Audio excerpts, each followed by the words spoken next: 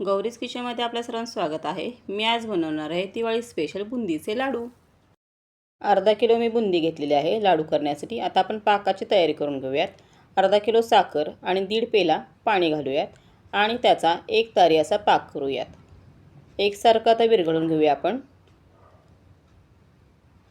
साखर आणि पाणी विरघळलेले आहे। आता आपण वेलची पावडर टाकलेली आहे। आता आपण पाक तयार झाला आहे का अशा पद्धतीने चेक करूया। बशीमध्ये पाणी घेऊन उलटण्याने तो पाक ओतायचा आणि जर असा चिटकला, एक तारी पाक असा तयार झाला की समजायचं आपला पाक तयार झालेला आहे।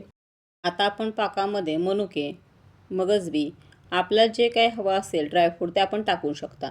आता गरम गरम त्याच्यामध्ये आपण बुंदी टाकून घेऊयात आणि एकसारखं चांगलं हलवून घेऊयात। 2 ते 3 तास आता हे झाकून ठेवूया।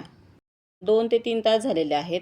आता लाडू वळायला यायला लागला आहे। अशा पद्धतीने आपण हातावर बुंदी घेऊन अशा पद्धतीने लाडू वळूयात। अशा पद्धतीने आपला मस्त असा लाडू तयार झालेला आहे।